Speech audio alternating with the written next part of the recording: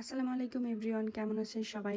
আশা করি সবাই ভালো আছেন। আলহামদুলিল্লাহ, আমিও ভালো আছি আপনাদের দোয়ায়। ইফতারে প্রতিদিন একই খাবার খেতে আর ভালো লাগে না। প্রতিদিন ছোলা, পেঁয়াজু, বেগুনি এগুলো না খেয়ে আজকে ভাবলাম একটু আলাদা কিছু ট্রাই করা যাক। সো আজকে ভাবলাম তাহলে চিকেন শর্মা রেডি করি। তো আমি সেই মোতাবেক সব কিছু রেডি করে নিয়েছি। প্রথমেই শর্মার জন্য ডো রেডি করে নিয়েছিলাম। কিছুক্ষণ রেস্টে রাখতে হবে, তা না হলে ভালো আসবে না আউটকাম। এখন একটু সয়াবিন তেল মাখিয়ে ডোটা আমি রেস্টে রেখে দিব প্রায় 1 থেকে দেড় ঘন্টার জন্য। এর বেশি বা কমও রাখা যাবে। ডোটা রেডি হতে হতে আমি আমার যাবতীয় বাকি যে কাজগুলো ছিল সেগুলো সেরে নিচ্ছিলাম।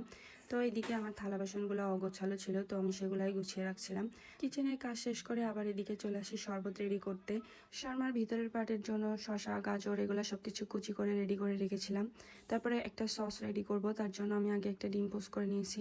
সসটা বানাতে আপনার লাগবে একটা ডিম পোস্ট বা সিদ্ধ ডিম, একটু ব্ল্যাক পেপার, হালকা লবণ, একটু চিনি দিতে পারেন বা স্কিপও করতে পারেন, আর টমেটো সস, একটু ভিনেগার, সরিষার তেল সব কিছু মিক্স করে এটা ব্লেন্ডারে ব্লেন্ড করে নেবেন। অনেক সুন্দর আউটকাম আসবে, দেখতেও সুন্দর আবার খেতেও অনেক মজা সসটা। তো আপনারা বানিয়ে ট্রাই করতে পারেন, আশা করি ভালো লাগবে আপনাদের। অ্যান্ড এই যে ফাইনালি আমার সসটা রেডি। এখন আমি ফিরে আসি আসল কাজে। এখন আমার শর্মার জন্য নান রেডি করতে হবে। তো দেখুন আমার কাইটাও রেডি হয়ে গিয়েছে। এখন আমি এটাকে ছোট ছোট অংশে ভাগ করে নিব। এটা আপনার উপরে ডিপেন্ড করে আপনি শর্মার সাইজটা কেমন করবেন, সেই হিসাবে আপনি নানটা রেডি করবেন। ছোট, বড়, মাঝারি আপনার যেমন ইচ্ছা আপনি করতে পারেন, প্রবলেম নাই। তো এই যে আমার নানও রেডি হয়ে গিয়েছে প্রায়। আমি ছেঁকে নিচ্ছিলাম ভালো করে এপিট ওপিট। আমার নানগুলো বানানো শেষ। তো এখন আমি চলে আসি শর্মার ফিলিংটা রেডি করার জন্য।